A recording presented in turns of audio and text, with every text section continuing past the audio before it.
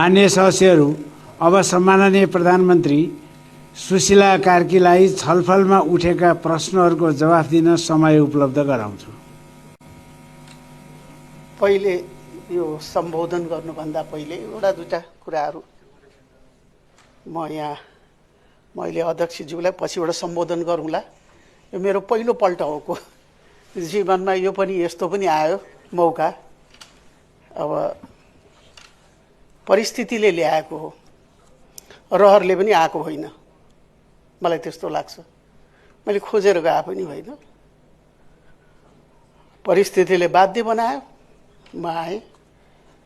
र अहिले यो जुन एउटा अवसर यहाँ मैले पाएँ, सायद जीवनमा फेरि म पाउन कठिन छ होला र मैले पाउने आशा गरे पनि छैन। र यो अनुभव पनि पाएँ, म हाउसमा बहुत कम म गएको छु, प्रतिनिधि सभाको हाउसमा पनि म गएको छुइनँ। प्रधान न्यायाधीश भएपछि या न्यायाधीश भएपछि 9 वर्षसम्म मेरो अमूल्य समय थियो। त्यो समयको बिचमा त म कहिले जान पनि सकिनँ, जाने कुरा पनि आएन।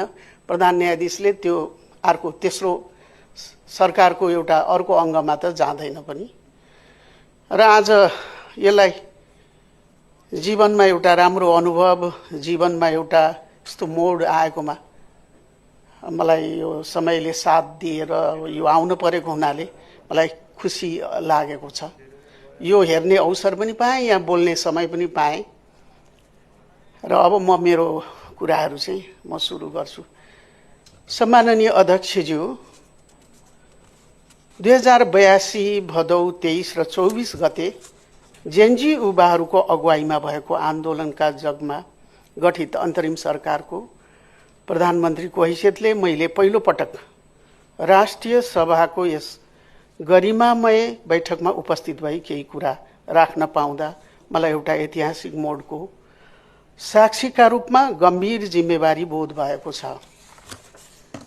हालै सम्पन्न राष्ट्रिय सभाको निर्वाचनबाट निर्वाचित हुनुभएका सम्पूर्ण सदस्यहरूलाई बधाई सहित उपलब्धिमूलक कार्यकालका लागि हार्दिक शुभकामना व्यक्त गर्दछु। त्यस्तै आफ्नो कार्यकाल पूरा गरी विदा हुन लाग्नुभएका माननीय सदस्यज्यूहरूमा बधाई ज्ञापन गर्दै आगामी सुखद जीवनको कामना गर्दछु। म प्रधानमन्त्री भएकै दिन अर्थात् 2082 भदौ 27 गते जेएनजी आन्दोलनको भावना अनुरूप तत्कालीन परिस्थितिलाई सामान्यीकरण गरी मुलुकमा थप द्वन्द्व चर्किन नदिन र जनधनको क्षति रोक्न तथा राज्यलाई पुनः संवैधानिक लयमा फर्काउन 2082 फागुन 21 गते निर्वाचन गर्ने तत्कालीन प्रतिनिधि सभा विघटनका लागि सम्माननीय राष्ट्रपतिज्यूलाई सिफारिस गरेकी थिए।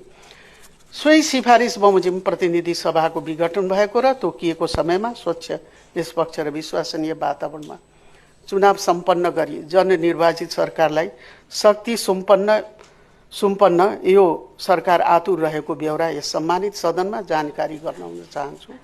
म यस सदनमा जेएनजी आन्दोलनमा शहादत प्राप्त गर्नुभएका शहीदप्रति सम्मान प्रकट गर्दै शहीद परिवारमा पुग्न गएको अपूर्णीय क्षतिप्रति गहिरो दुःख व्यक्त गर्दछु।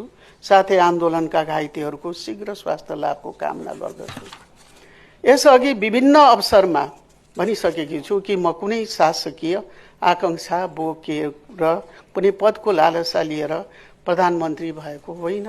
बिथोलिएको संवैधानिक व्यवस्थालाई ट्र्याकमा ल्याउन र देशलाई सङ्कटबाट बचाउन परिवर्तनकामी भूमिका युवाको आग्रह राजनीतिक दलहरू र सम्माननीय राष्ट्रपतिज्यूसँगको छलफलका आधारमा विषम परिस्थितिमा मैले प्रधानमन्त्रीको जिम्मेवारी लिएकी हुँ। सम्माननीय अध्यक्ष महोदय, भदौ 23 र 24 गते जेएनजी युवाहरूको नेतृत्वमा भएको विद्रोह हाम्रा शासकहरूमा युवा आकांक्षाको व्यवस्था, मुलुकमा व्याप्त भ्रष्टाचार, राज्य सञ्चालनमा देखिएको संवेदनहीनता विरुद्धको चेतनाको प्रतिबिम्ब थियो। संविधानको मर्म र भावना बमोजिम सुशासन, समृद्धि र विकासको क्षेत्रमा भएका कमी कमजोरी र त्यसबाट सृजित असन्तोष, अभाव वा उपेक्षाको कारणले यस आन्दोलनको जन्म भएको कुरालाई हामीले स्वीकार गर्नुपर्दछ। उक्त आन्दोलन वर्तमान संविधानले परिकल्पना गरेको संघीय गणतन्त्रात्मक शासन प्रणाली, नागरिक स्वतन्त्रता, मौलिक अधिकार र सुशासन लगायतका लोकतान्त्रिक मूल्य मान्यतामा हामी खरो उत्रन नसक्नुको परिणाम पनि हो। यो विद्रोह यस्तो ऐना हो जसमा हामीले हाम्रा आफ्नै शासकीय त्रुटिहरू र आचरणगत कमजोरीहरू देखिएका छौँ। सूचना प्रविधिमा भएको चमत्कारिक विकासको बारेमा जानकार नेपाली युवा पुस्ताले आफ्नो मुलुकमा पनि राज्यका स्रोत साधन र अवसरमा समान पहुँच, रोजगारी र गुणस्तरीय जीवनको आकांक्षा राखेको छ। यी आकांक्षा केवल युवाका मात्र होइनन्, बरु नेपालको आर्थिक रूपान्तरणका अनिवार्य शर्त हुन्। तसर्थ ती आकांक्षा पूरा गर्न राज्यका तीनै अङ्गहरू कार्यपालिका, व्यवस्थापिका र न्यायपालिकाका जिम्मेवार भई लागि पर्न निकै ढिलाइ भइसकेको छ। यही कारण हामीले ठूलो क्षति बेहोर्नु परेको छ।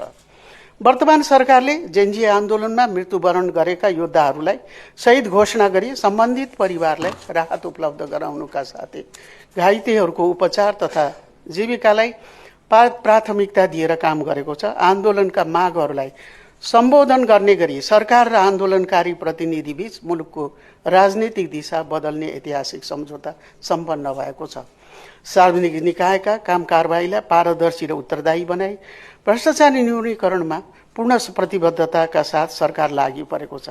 भ्रष्टाचार न्यूनीकरण सम्बन्धी रणनीतिक योजना तथा प्रविधिमा आधारित सुशासनको मार्गचित्र तयारीको कार्य अन्तिम चरणमा पुगेको बेहोरा यहाँ अवगत गराउन चाहन्छु। 2082 फागुन 21 गते हुन गइरहेको प्रतिनिधि सभाको निर्वाचनका लागि उम्मेदवारको मनोनयन सम्पन्न भई राज्यका स्रोत साधन निर्वाचनमा केन्द्रित गरिएको छ। आन्दोलनका क्रममा लुटिएका हतियारहरूमध्ये अधिकांश बरामद भइसकेको र सुरक्षाको पूर्ण प्रत्याभूति गरिएको छ। एकीकृत निर्वाचन सुरक्षा स्वीकृत गरी कार्यान्वयनमा ल्याइएको छ। सबै सुरक्षा संयन्त्र परिचालन सुनिश्चित गरिएको छ। चुनावमा देखिएको राजनीतिक दल तथा विभिन्न उम्मेदवारहरूको सहभागिता तथा जनतामा देखिएको उत्साहले नेपाली जनताको लोकतान्त्रिक प्रतिको आस्था, विश्वास, भरोसा अनि प्रतिबद्धतालाई दर्शाइएको छ।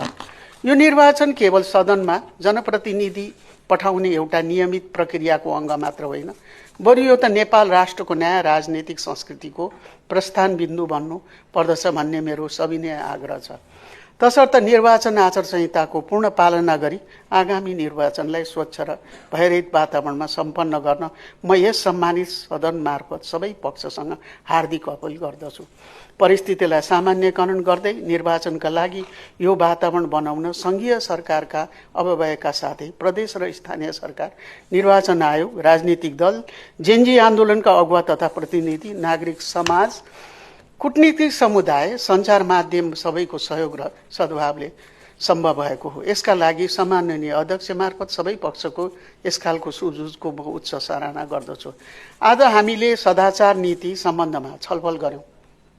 यो भविष्यमा भ्रष्टाचार शून्य नेपाल बनाउने महत्त्वपूर्ण दस्तावेजका रूपमा आउनेछ भन्ने विश्वास लिएकी छु। तर सदाचार भन्ने कुरा कुनै भाषण, प्रवचन वा दस्तावेजका सुन्दर अक्षरहरूको सजावटले मात्र कायम हुने होइन। यो हामी प्रत्येक सार्वजनिक पदाधिकारीको आचरण र व्यवहारमा प्रदर्शन हुनुपर्ने विषय हो। जेनजी आन्दोलनका युवाहरूले उठाएको मूल मुद्दा नै भ्रष्टाचार सहित रहित समाज, सुशासन, सदाचार नै हो। यो सरकार गठन भएपछि मितव्ययितालाई हामीले प्रमुखताका साथ अंगीकार गर्यौं। तसर्थ स्रोत साधनको दुरुपयोग धेरै हदसम्म रोकिएको छ। हामीले अनावश्यक सुविधा लिएका छैनौं। सार्वजनिक निकाय र नियमकारी संस्थाहरूले कानून बमोजिम गर्ने काममा कुनै प्रकारको अवांछित दबाव दिएका छैनौं। पूर्ण रूपमा व्यावसायिक स्वतन्त्रताका साथ ती निकायहरूले काम गरिरहेका छन्। त्यसका केही परिणाम अहिले देखिएका छन्, केही दीर्घकालमा देखिने गरी हामीले जग बसालेका छौं र यस वर्षका घटनालाई पाठको रूपमा लिँदै आगामी दिनमा कसैले पनि सुशासन कायम होस् भनेर नागरिकले सडकमा आउन नपरोस् भन्ने हामी सबै सधैँ सचेत हुनुपर्दछ। यसका लागि सत्ताको मोहमा मग्न हुने होइन, विधिको शासनप्रति हाम्रो निष्ठा अटुट हुनु पर्दछ। हाल हामीसँग प्रतिनिधि सभा छैन, तर जनताको सही मतबाट छिट्टै प्रतिनिधि सभा आउँदैछ। हामीसँग राष्ट्रिय सभा छ। यसलाई परिपक्व बुजुर्गहरूको संस्थाको रूपमा लिने गरिन्छ। देशको हितमा परिपक्व र विवेक सम्मत भूमिका खेल्ने यस स्थायी सदनबाट प्राप्त हुने निर्देशनहरूलाई सरकारले सिरोपर गर्नेछ। अन्त्यमा मेरो छोटो कार्यकालको यो अन्तिम चरणमा म के विश्वास दिलाउन चाहन्छु भने हामीले भत्किएका संस्थाहरूलाई सुव्यवस्थाले जोड्नेका छौँ र एउटा नयाँ आशाको बिउ रोपेका छौँ।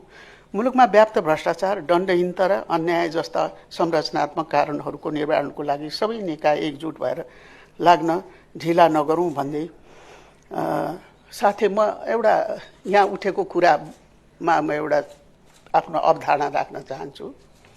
यहाँहरूलाई थाहा होला कि 27 गते मेरो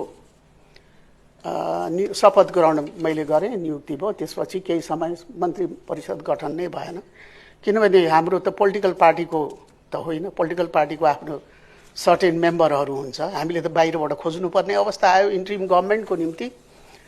त्यसमा चाहिँ जेएनजीको ठुलो एउटा प्रेसर थियो हामीलाई, जेएनजीको मान्छेहरू ल्याऊ मन्त्रीमा भनेर आयो त्यसकारको। त्यसमा महावीर पुनको नाम आयो, त्यसपछि कुलमान घिसिङका नामहरू उनीहरूले प्रेसर गरे, हामीले त मान्नुपर्ने अवस्था पनि थियो तत्काल। त्यसपछि धेरैको नामहरू चाहिँ आयो, त्यसमध्येको केहीलाई हामीले चाहिँ मन्त्री परिषदमा आयौँ। त्यो बेलामा तत्त व्यक्तित्वहरूले आउन मान्नुभएको थिएन मन्त्री परिषदमा, तर जेएनजीको प्रेसर के थियो भने यिनीहरूलाई तिमीहरूले लिनै पर्छ, कुलमानलाई लिनै पर्छ, पुनलाई लिनै पर्छ र अरू सञ्चार मन्त्री यिनीहरूलाई पनि लिनै पर्छ भन्ने खालको आवाज आयो। र हामीले हात जोडेर, मैले नै स्पेसली अरूलाई त म भन्दिनँ, मैले नै स्पेसली हात जोडेर जति दिन तपाईँहरू बस्ने हो बसिदिनुहोस्, किनभने जेएनजीको प्रेसर छ, त्यो नभई हुँदैन। त्यसमा बब्लु गुप्ता भन्ने पनि जेएनजीबाट आयो त्योहरू। अब उनीहरू सञ्चार मन्त्री गएका र बब्लु यिनीहरू अब अलिक लोकप्रिय टाइपका मान्छे पनि हुन्, यिनीहरू पोलिटिक्समा जाने मान्छे हुन् भन्ने हामीलाई थाहा पनि थियो। बैमानी त्यहाँनिर हुन्छ जहाँ सरकारमा बसी बसी कोही चुनाव लड्छ भने त्यो इन्ट्रिम गभर्मेन्टमा बसेर बैमानी गर्यो भन्न सकिन्छ। तर सरकारै छोडेर गइसकेको व्यक्ति जसलाई हामीले वर्ड्स पनि दिएको छ, जुन दिन तिमी सरकार के अरे चुनावमा जान्छौ त्यो दिन राजीनामा गरेर जाऊ, हामी बिदाई गरिदिन्छौँ, केही छैन। तर जति दिन बस्नुपर्ने हो त्यो जेएनजीको भोइसको कारणबाट भनेर अझ उसलाई त पुनलाई त एक प्रकारले अँगालो हालेर सुदन गुरुङले लिएर आयो, ऊ त किताब बेच्दा बेच्दै सडकबाट उठाएर लिएर आएको हो भने त्यो। अनि मलाई लाग्दैन कि अब कोही गयो, जस्तो सञ्चार मन्त्री योङ छ, बबुल गुप्ता योङ छ, अब यिनीहरूले चाहिँ के भने अहिलेको यो परिवर्तित उसमा उनीहरू जेएनजी टाइपको भएको हुनाले अब तिनीहरूले चुनावमा जान पाउँदैनन् भन्ने मलाई त त्यो त लाग्दैन। र खासमा भन्ने हो भने दोष लाउनुहुन्छ भने मलाई दोष लाउनुहोस्, उनीहरूलाई दोष नलाउनुहोस्, किनभने मैले त्यतिखेर सरकार बनाउनैको लागि पनि वर्ड्स दिएको थियो कि तिमीहरू जुन दिन, कुलमानजीलाई पनि भनेको थियो जुन दिन तपाईँहरू जाने हो त्यो दिन चाहिँ म बकायदा तपाईँहरूलाई चाहिँ बिदाई चाहिँ म गर्छु, तपाईँहरू जानुहोस् आरामसँग चुनाव लड्नुहोस् भनेर चाहिँ मैले भने पनि हो। त्यस कारण मलाई लाग्दैन कि उनीहरूले चाहिँ बैमानी गरे, यो गरे, पोलिटिकल ऊ गरे भन्ने त खासमा त्यो भन्नु बेकार छ। उनीहरूको लाइफ छ, उनीहरूको आफ्नो जीवन हो, उनीहरूको आफ्नो उमेर छ, राजनीतिमा जान सक्ने उनीहरूको संस्कार छ। त्यस कारण तिनलाई त्यसरी गए भन्दैमा मैले यहाँहरूलाई खुलाइदिएँ कि मैले नै वचन दिएको हो। जेएनजीको प्रेसर थियो, ल्याउनै पर्ने, उनीहरूको प्रेसर थियो, हामी चाहेको बेलामा निस्केर जान्छौँ भनेको थियो। त्यसकारण उनीहरू गए। अब आजसम्म उनीहरूको कुनै सम्पर्क पनि छैन मन्त्रीमण्डल परिषदसँग, आएर कुनै कुरोको माग पनि गरेका छैनन्। आजसम्म हामीसँग कुनै टेलिफोनमा कन्ट्याक्ट पनि छैन। उनीहरू निर्वाचनमा गए, चुनावमा अब उनीहरू भाग लिएका छन्, मलाई अन्यथा भनिरहनु पर्छ भन्ने जस्तो पनि लाग्दैन। जहाँसम्म पुन्जी हो, पुन त रिसाएर हिँड्नुभएको, 2-4वटा कानुन बनाउन भन्नुभएको थियो, ती कानुन राम्रै थियो, तर हामीले यो छोटो समयमा त्यो कानुन बनाएर उहाँलाई चाहिँ सहयोग गर्न हामीले सकेनौँ। त्यो कानुन मुलुककै लागि थियो, तर हामीले सकेनौँ उहाँलाई सहयोग गर्नलाई। अनेक परिस्थिति हुन्छ, सबै कुरो हुँदैन। त्यसै कारण अब राइट हो, आफ्नो व्यक्तिको राइट हो, को राजनीतिमा जान्छ जाँदैन। त्यस कारण त्यहाँ भन्नु पनि बेकार छ कि एउटै पोलिटिकल पार्टी, यो अभियोग पनि आयो कि यो त राष्ट्रिय स्वतन्त्र पार्टीको हो भनेर। राष्ट्रिय स्वतन्त्र पार्टीमा 2 जना गए, कुलमानजीको आफ्नै पार्टी हो त्यो। अब पुनजीको चाहिँ महावीर पुनको पार्टी नै छैन भनेपछि एउटै पार्टी, सबै मान्छे राष्ट्रिय पार्टीमा स्वतन्त्र पार्टीमा गए त होइन। र हामीहरू कसैसँग त्यस्तो कन्ट्याक्ट पनि छैन। यो गलत हो, यो गलत भाष्य हो। आफ्नो आफ्नो राइट हो। चुनावमा कसैलाई हामीले सबैलाई सोध्यौँ, तपाईँहरूको एनीबडी यु निड भनेर पनि सोध्यौँ हामीले। कोही तपाईँहरू जानुहुन्छ भने नजानेहरू बसे, जसलाई पोलिटिकली कुनै इन्ट्रेस्ट थिएन। हामीलाई थाहा थियो यसलाई इन्ट्रेस्ट छ, यो उसलाई चाहिँ इन्ट्रेस्ट छ भन्ने थाहा हुँदाहुँदै जेएनजीको प्रेसरमा उनीहरू आएका हुन्, आए गए, बकायदा गए। अहिले सम्पर्क पनि छैनन्। हामीले खादा ओढाएर जति दिन तिमीहरूले चिया खाएर यहाँ काम गर्यौ, मात्र चिया खाएर काम गरेका छन् तिनीहरूले। हद्द भएको मन्त्रालयको 2 कप चिया खाएको होला दैनिक। तिमीहरू गए, धन्यवाद, हामीले पठाइदियौँ। मैले यति भन्दै यहाँ मैले अन्त्य गरेँ। आज मैले बोल्न पाएकोमा खुसी छु। धन्यवाद छ, यो मौका पाएँ। फेरि यस्तो मौका पाउनु बहुत गाह्रो छ, कठिन छ। म आशा पनि गर्दिनँ, म त्यो क्षेत्रको मान्छे पनि होइन, मेरो नेचर पनि त्यो होइन, मेरो कल्चर पनि होइन, म पोलिटिकल पार्टीमा कहिले रहेको मान्छे पनि होइन। Thank you.